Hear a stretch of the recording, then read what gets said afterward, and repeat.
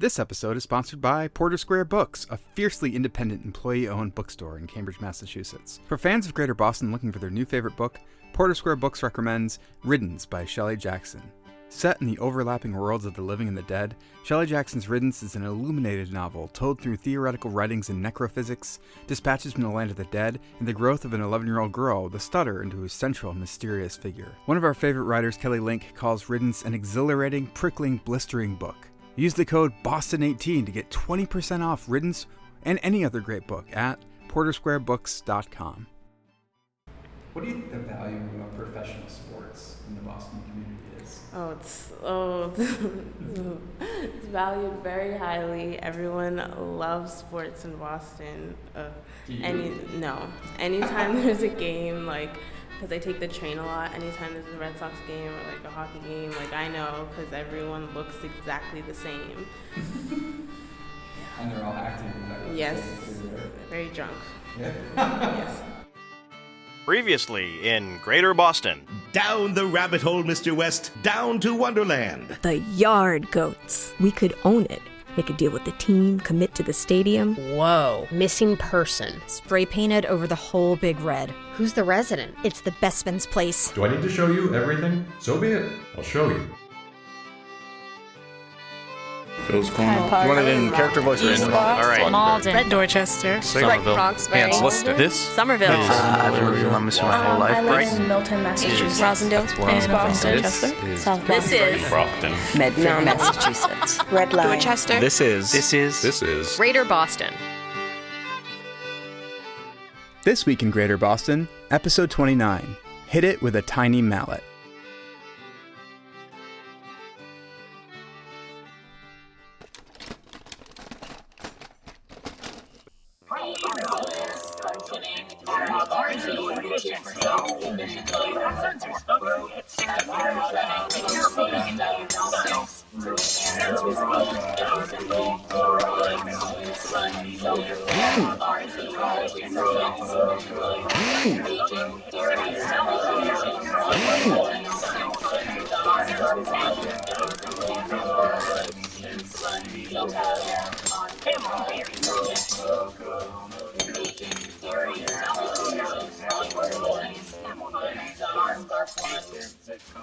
Hello? What? You all have the same face. Why are you... No! You are on my property, gentlemen. If you even think about chasing me out of here, I will be forced to call the authorities and investigate your presence. Stinking Bishop! Go on. Call the authorities. But they stopped. Clocks stop, but still tell time. What? I stopped them, and I can just as easily start them again. If I get bored, the security protocol hasn't been tested yet, and this seems like a perfect opportunity. Plus, from where I see it, if I let them proceed, the one serious threat preventing me from continuing my research here will be completely eliminated. Perhaps even in a grand, grotesque manner. That might be fun to watch. They're all made in your likeness. That's incredible. Wait. I recognize these from the San Francisco Fire exhibit. I recognize you. You're Emily's husband. You're Ethan. We've been losing our exits, one by one. What? Oh, if only you were a simple machine and could understand code. I yearn for the time when people can be programmed. Well, forgive the ever-blasted heck out of me. You turn me good and God-fearing. I'm missing something. You and me both. I assume you're here to take back what's yours, but I also know you won't call the authorities. Breaking and entering and criminal trespassing is what they'd charge me with, possibly a few other minor misdemeanors, but if they knew the extent of what you've done... They don't. You could have been a legend, but you became a father. I beg your pardon? I'm growing more bored with every passing second of this conversation, just as I'm growing more curious about the effectiveness of my security protocol. If the authorities knew what I'd done as Oliver West, I would be in scalding hot water, yes. But Oliver West is no more. I am now a Carrington Vandermont, a brand new identity, and a squeaky clean record, conveniently hot waterproof. Gripping a beast by the teeth. You're no lion tamer. What exactly is that godforsaken goggler book that you insist on sputtering out every other sentence? See, if you were clever, you'd refer to my speech as something of a cryptic. You know, a cryptic tick, but you're not clever, Mr. Vandermont, was it? If you were, you'd realize you don't have a leg to stand on. The legs who owned this amusement park belong to Mr. West. And as you so readily just admitted, you are no longer Mr. West. No Mr. West, no Mr. West's legs, no standing, no outrageous moral authority, and thus no call to the authorities. Nothing. You're correct. Calling the authorities would only be counterproductive in my case. That being said, there is someone else I could call to inform about your presence here. Someone, I suspect, you'd very much like to keep in the dark about your present whereabouts. Sleeping without a dream. Who is? Emily? She never asked my opinion on any of this. She just saw the opportunity and rushed right in. And you rushed right out. Ah, we speak the same tongue, just at varying speeds. I quite agree.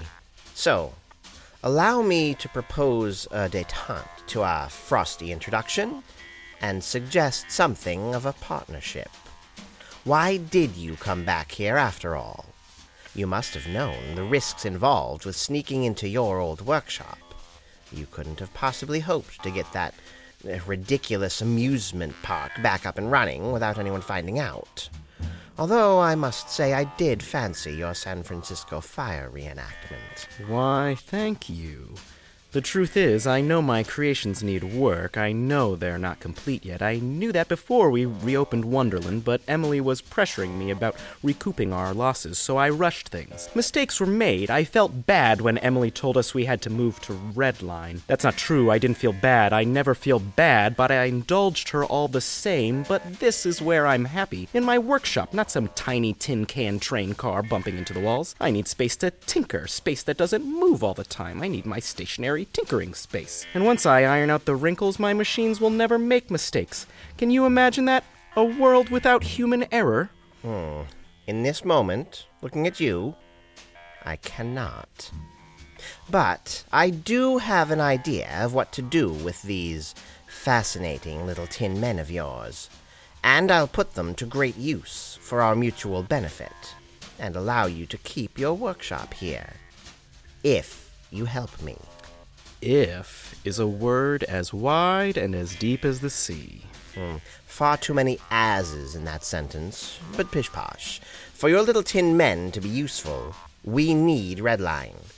And if we need Redline, we need Emily to win. And for Emily to win, she needs money. My money. But, as previously discussed, my reputation is tarnished, and it'll be best if there's no visible, traceable connection to Emily. Your estrangement complicates things.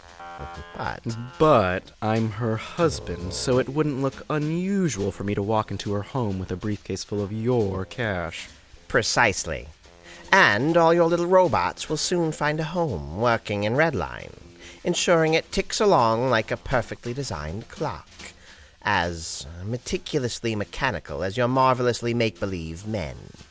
So, do we have a deal? I recommend fire instead of the fool. Given your handshake, I'll take that as a yes. Oh, yes, Mr. West. Oh, yes, indeed.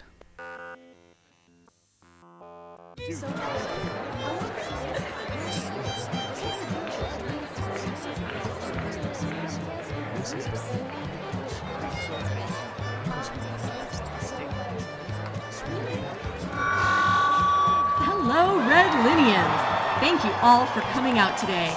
It is an absolute pleasure to be here to see my wonderful supporters.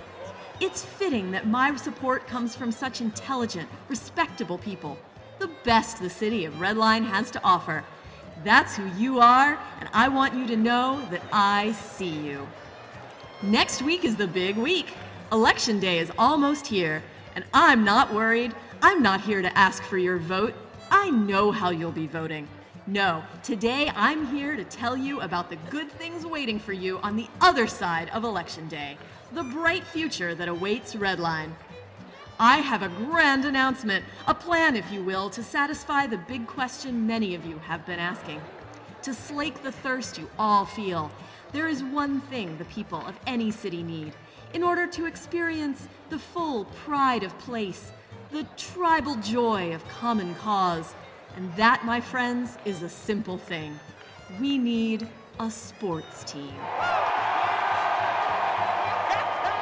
Now, this is not a new request.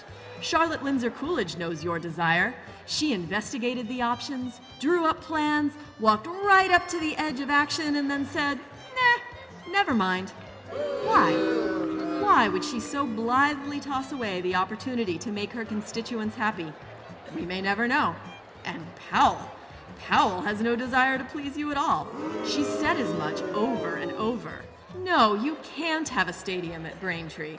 No, you can't have easy access to your homes and transit systems. No, you can't keep criminals locked up where they can't hurt you. Well, I have a different view of things. I believe the people of a city should be happy. I believe they should have the institutions they demand. I believe Redline should have a baseball stadium atop the Braintree Station Park and Ride. And not 3 years from now, like Lindsay Coolidge's tepid plan would offer. Not even 2 years from now. When I am elected mayor, stadium construction will begin immediately, and that stadium will be complete in only 1 year's time. It can be done. I have found the contractors to do it. I have the plans drawn up, the schedule worked out, the construction crews ready to get to work just as soon as I have the authority to give the order. And that's not all. It's all fine and good to have a stadium, but what then? What major detail has been left out of this equation, left out of Lindsay Coolidge's planning? A team. A baseball team. That's right. Who is going to use the modern state-of-the-art stadium coming soon to Redline? Who will play there? Red Sox. Oh no, not the Red Sox. That's retrograde thinking, my friends. That's a move backwards. We are not Boston. We are Redline, and we deserve our own champions. And in that spirit, I am delighted to introduce you to my new friend, Bruce Bosley, General Manager of Connecticut's Hartford Yard Goats. Yard Goats. Hello. Hello, everyone. I'm Bruce Bosley, and for the last 4 years, I've been managing the Hartford Yard Goats, a minor league baseball team from Connecticut. The Yard Goats are a great team, full of heart, full of spirit, just itching to get their chance at the big time. But there's been one problem standing in our way.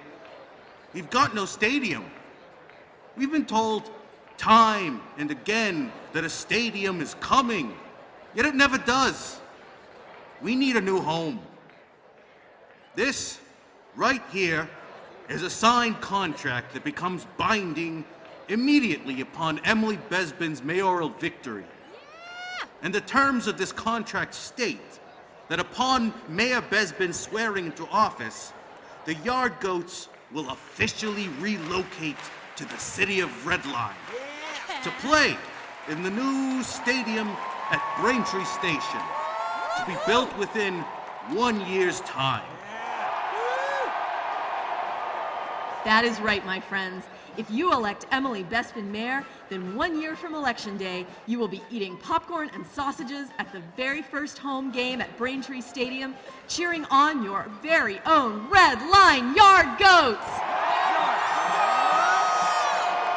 Thank you, Bruce. As you can see, we are all very happy to have you here and very excited to welcome the Red Line Yard Goats. And thank you all for coming out today. And remember, a vote for Emily Bespin is a vote for baseball! Yard Goats! Woo-hoo!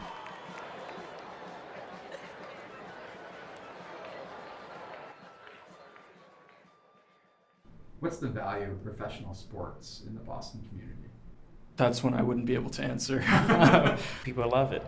Fans love it, especially the Red Sox and, like, watching football. There will be times when riots and stuff will break out if their home team doesn't win, or if the opposing team loses, there will be celebrations out in the streets loud enough to hear from 3 towns down. I felt like it plays a very huge role in the city of Boston, given its history of success. I think it would be one of unification, something that allows the city and the greater area to feel rejoiced together and or feel pain together, depending on the year. It reflects on how Bostonians are winners. You know, we're hard workers. It reflects really good about us. I don't know a lot about sports. My brother lives near Fenway Park, and that's about as close as it gets. I lived next to Fenway for a while, and it was the worst because my commute would be horrible, and I wanted to ban baseball forever.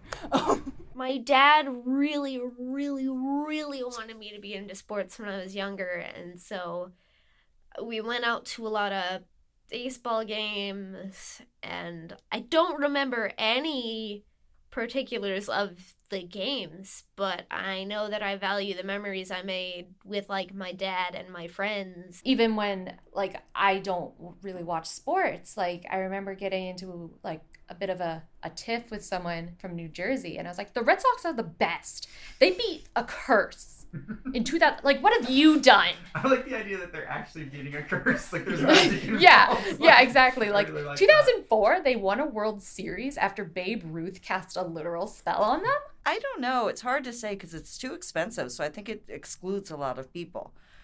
I mean, I guess the value is it's something for everyone to cheer on together, and that is something, but I don't think that involves everyone.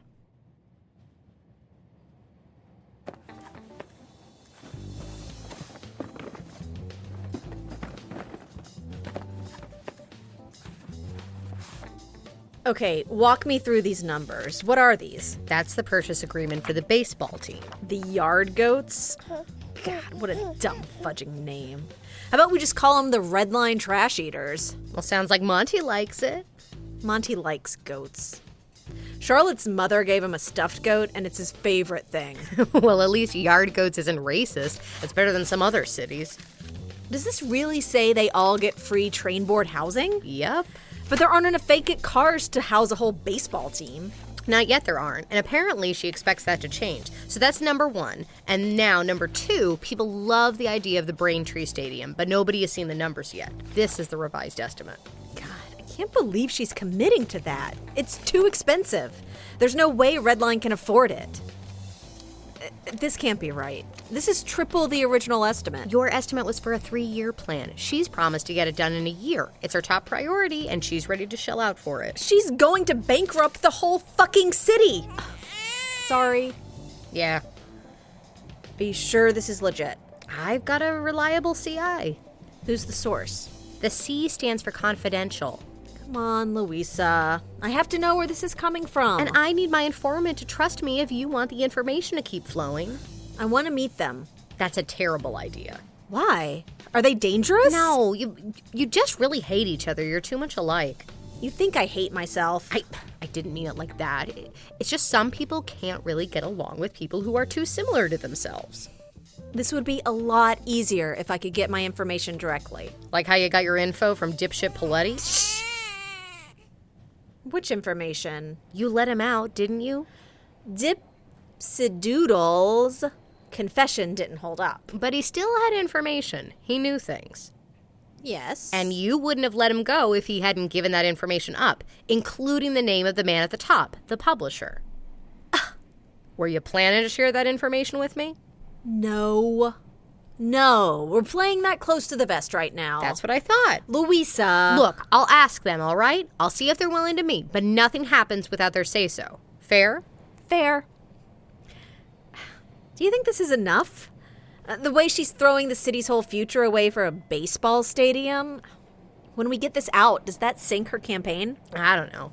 It'll sway some people, sure. Add in the giant question mark about how she's planning to free up the car apartments, and maybe we've got it. But voters tend to be short-term thinkers on the whole. God, this would be so much easier if Charlotte had just stayed in the fudging race. She would have won. I know she would have. But if that's not what she wants, then what good is it? Is wanting things what matters? Look, you've been doing this investigation and you're good at it, right? You found this special skill you have. Newsflash, I dated a suspect for 4 months. Okay, but you're good at a lot of it. Certainly the paper trail part of it. And so you have to use it, right? You can't have this amazing skill and not use it. It's a moral imperative. Oh, God, no. I mean, I was a fucking great wedding photographer.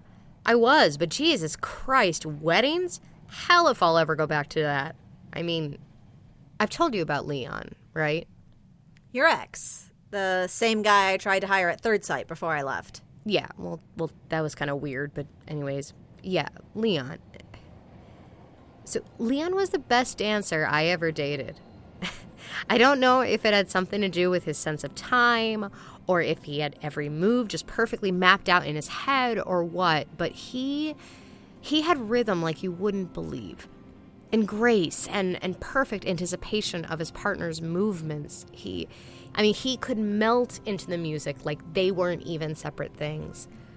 I loved when we'd go dancing. It was my favorite thing to do with him. And so he'd take me, not often, but he always put it in his schedule every now and then. But here's the thing, Leon hated dancing. I mean, he absolutely loathed it. Even just being on the dance floor around all that chaos, all that spontaneous movement, that was just not... To say it was not his thing would be the understatement of a lifetime. But he did it, because he was good at it, and he knew how happy it made me.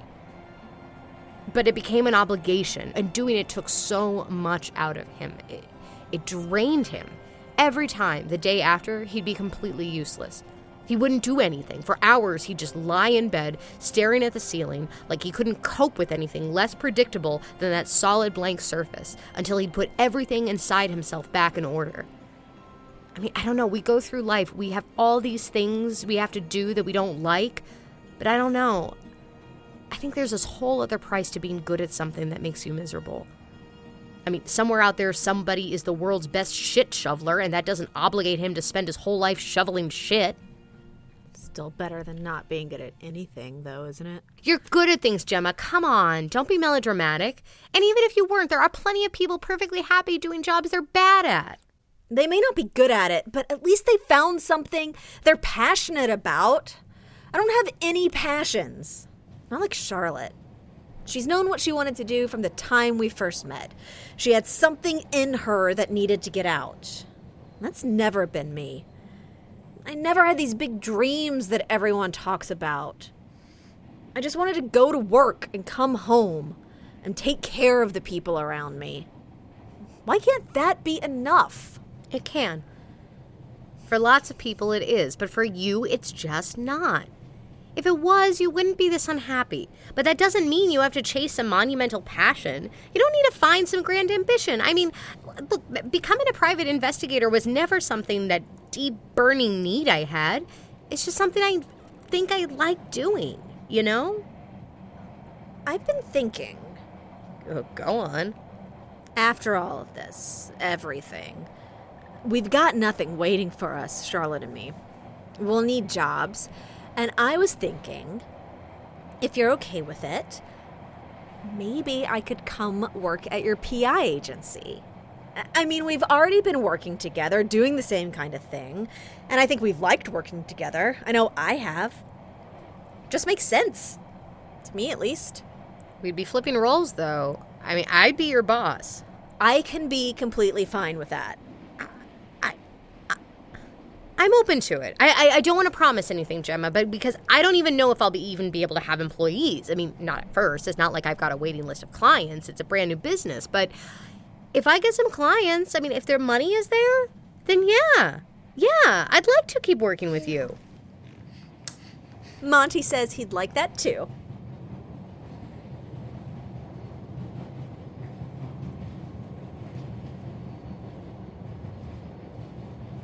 Emily sipped her vodka tonic and looked at the powered-down facsimile of a husband. His metallic arms hung off his shoulders like dying tree branches, overloaded with the weight of too many leaves, too many years. His back was nearly bent in half, his fingers scraping the floor. It reminded her of the apartment in Wonderland, surrounded by fake fire. She had thought of Ethan like one of his creations then, fake and mannequin-esque, but after living with the real thing, now she knew better. She wondered what the impulse had been, leaving this little gift behind. Was it out of spite? Did Ethan leave his cheese-loving robotic surrogate to remind her of what she hated the most about the whole Wonderland debacle? Or had he genuinely been trying to ensure she wasn't completely alone? That's probably it, because to him, this would be some great gift. What does he know about being alone, dribbling little fool of a... Who are you talking to? Oh, you're still here, Nicole. Yes, where else would I be? Don't you have a dwelling of your own to scurry off to after a hard day of mooching my money away from me? It's 3 p.m. I agree with you, by the way. Ah, you agree that it's 3 p.m? No, I agree with you about him. About that thing. Don't be fresh. Sorry. Oh, I shouldn't speak so harshly. You did well today. I mean, I did well today. You didn't do anything except place phone calls and sign some forms, whatever the hireling labor involves. I did all the real work. Whoever knew that speaking this much could be so exhausting? But the idea was yours. What is it called again? Team ball? Baseball. The Yard Goats. Ugh. Having to pretend to like athletics in public. Saying that ridiculous name with my mouth in the form of a smile. The Yard Goats. Excruciating fake enthusiasm. Pretending so much, that's what's really exhausting. Speaking is something I don't really have a problem with. But all that pretending. Do you know what I mean? Well... Of course you do. I do. I honestly do. Pretending. Yes. I lost myself for a little bit there. He left me that thing, and I knew what it was, and I just went with the flow for a while. The night he left, I had a hard time with it. It was a night just like this. It's 3 Never mind. I came home from campaigning, and there he was, sitting just like he is now in his favorite chair, upright, smiling, turned on. He started lecturing me about the best kind of cheese boards for small social gatherings, and I knew right then what he was. And I searched for him, the real him. I called every number I had, contacts and friends of friends. And I drank, just like I'm drinking now, vodka tonic. I called the pathetic RLPD and reported that my shopping mall cinnamon bun sugar cake Ethan was gone, and some robo-interloper was left in his place. Was this kidnapping? Some kind of intimidation move from Powell or Lindsay Coolidge? Do you know what that Red Line officer said to me? It's too early to file a missing person report. You need to wait at least 48 hours. Missing person? He wasn't missing. He was taken. That had to be it. He was gone. And he couldn't be gone. He couldn't be gone. Why would he be gone? Where would he go? And why would he leave me that thing? Why would he leave? So I drank. I drank and kept calling, kept searching, and eventually I found a can of spray paint in his workshop. The train was parked at the end of the line. Brain plant, is it? Braintree. And I stepped outside my door. The station was quiet, and I took a swig of my drink and spray painted 2 words up and down the length of the entire car. Missing person. Wow, Oh, don't look at me as if I'm some roguish vagrant. It's my big red. It's mine to decorate however I want. My property, mine to do with as I please. And when I was done, I couldn't go back inside. I couldn't face what he left me with. Because that meant I would have to face what it was. What it all was. Do you understand, Nicole? It wasn't just my failure I had to face. It was worse than that. It was a constant, living reminder of my failure. It was what I'd run away from, those stupid, fake San Francisco flames. Not real, not hot enough to burn me, but real enough to remind me that my life was going up in smoke. Emily, I'm really sorry. I know this isn't the same thing, but not too long before I started working for you, my brother died very suddenly. He was kind of like a father to me, and I was with him when it happened. And for a long time, I pretended that I was okay. And then one day it hit me. All that pretending I was doing, it was like a weight I was holding up over my own head. And it just collapsed all over me like an avalanche. I think pretending can be good for people sometimes. But when you need to do it to make you happy, that's different. That's dangerous. And if that's what you're doing with this election, maybe think about switching it up. Stop pretending a little, for your own sake. Switch it up? What, be myself? Yeah, the plebes would just love that, wouldn't they? Well, who cares if they don't? Nicole, this is politics. Getting people to like you is how you win at team ball and become the king of the yard goats, or whatever their grand title match entails. What makes you so sure that they won't like you if you just be yourself? You know why. Not really. Please don't be dense, Nicole. It's Nika, and I think you know that, and I'm still not sure why you... Because nobody does. The only person who came close was Ethan, and he left this piece of shiny, cheese-loving trash behind. As if that was enough for me. As if it were what I deserved. Nicole. Nika. I'm sorry.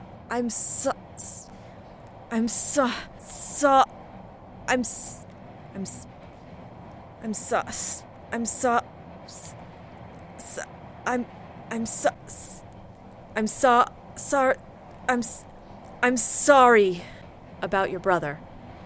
Now, get rid of this thing. I'd say burn it, but that resonates too strongly. Hit it with a tiny mallet until it's just gears and screws and sparks. Okay. Are you sure? Positively.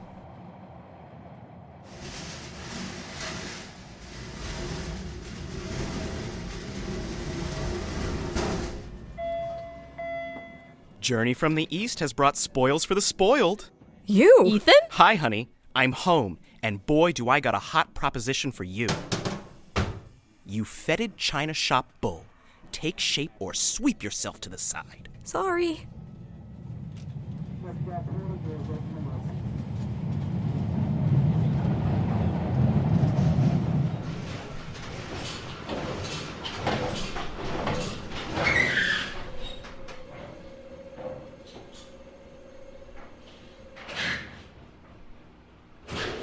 Michael, I'm asking you one more time. Please put down the crystal ball. To be blunt, the future terrifies me, as does anything unfixed, unknown, or unpredictable. I've been keeping this from you, this memory, this feeling, this moment of my life. Tuesday, September 3rd, 5 to 5:15 p.m. Evening commute. Lessons on railroad history with the mayor of the Red Line. Inquire about the impact of the child was born before the nation existed. If we're to use your metaphor, it's the farthest drop of water in the pool in which you insist on swimming in. To veer away from established plans is unconscionable to me. A fact that may frustrate my friends, but which never supervise outing to local play facilities. You're with me now. On the roller coaster. On the Whirladome. Look to your left and see Nika. She's smiling at you in excitement and anticipation. Exercise caution. Conditions hazardous. You see, I've done something I regret. I gave up on something important. Say goodbye to Nika. Like I had to. Gave up. Like I have to say goodbye to you now. I feel dread in my stomach. Gave up. Nerves ready to split in half. Incorrectly. A stamp. A river. I'm thinking of ending my relationship with Louisa. Thinking of applying to Third Sight Media. Thinking of Dimitri and Nika opening Christmas presents for me when I was a child. I'm barely able to act on those plans. The few attempts I made to create order. I've done nothing but create more chaos. Thinking of anything orderly to minimize the unknowable anxiety I'll find at the top of this agonizing track. Incorrectly. The sound of the coaster car bumping along like a ticking clock. Incorrectly. The letter M. We're at the top, Michael. The letter M. I want you to know that I love you. Silence. Look down, but not all the way. Nothing. Just take a peek. Tomorrow. Please, look. And know just a taste of the price of my decision. The coffin. Feel it. Feel the drop. But don't drop, Michael. The coffin. The coffin. Don't drop. Drop the ball or you'll go straight down into the earth, a roller coaster pod shattering around you and your body shattering with it. Don't drop. Go straight down. Drop the ball and don't drop. Don't drop the ball. Drop the ball. Don't drop the ball. Don't drop. Drop the ball. The ball. Don't drop the ball. Don't drop the ball. Don't drop it. Drop the ball. Drop it. Drop. Oh my God. Drop it. Drop the ball. Go, no, go. Oh my God. No.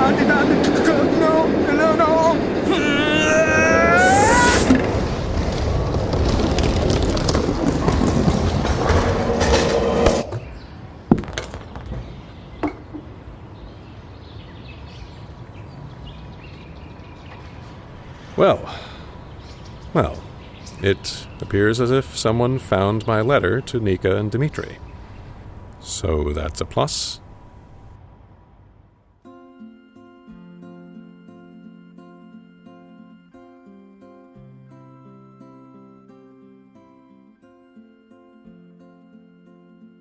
Greater Boston is written and produced by Alexander Danner and Jeff Andreessen, with recording and technical assistance from Mark Harmon. In order of appearance, this episode featured Mike Linden as Oliver West, Jordan Higgs as Ethan Bestman, Sam Musher as Emily Bestman, Lydia Anderson as Gemma Lindsay Coolidge, Julia Propp as Luisa Alvarez, Braden Lamb as Leon Stamatis, Callie McCabe as Nika Stamatis, and James Oliva as Michael Tate. Also featuring Kenny Garcia as Bruce Bosley, with Anthony Guillen, Bridge Guillen, Jesse Hall, Aaron King, Amanda McSweeney Guillen, Paul Miscavige, and Jack Peavyhouse as cheese robots and baseball fans. Interviews recorded with Greater Boston residents. Charlie on the MTA is performed by Emily Peterson and Dirk Tiede. Drums by Jim Johansson. Broke Yeti by Ryan Estrada. On Questions of Disciplines and the Naivete of Flowers, Act 1 by Lloyd Rogers. Some sound effects and music used from public domain and Creative Commons sources. Episode transcripts will be posted online at greaterbostonshow.com. Special thanks to our Greater Bostonian level patron Bridge, who also appeared in this episode and edits the fantastic audio drama Tides. Check it out. And very special thanks to our sponsor Porter Square Books. Use the code BOSTON18 to get 20% off Riddance and any other great book at portersquarebooks.com. Buy someone you love a new book, even if that someone is you. I wish that had been the choice I made for Ethan now that all of Ethan's lines were like that. Right. Schwarzenegger? Get out! I stopped them and I can just as easily start them again! If I get bored! The security protocol hasn't been tested yet, this seems like a perfect opportunity! It's almost Marvin the Martian. There's a little bit of Marvin the Martian in there. Plus, from where I see... We've been losing our exits one by one. We'd have to re-record everything else we did, but I'm still tempted. But it might be worth it to do it this way. Do it this way.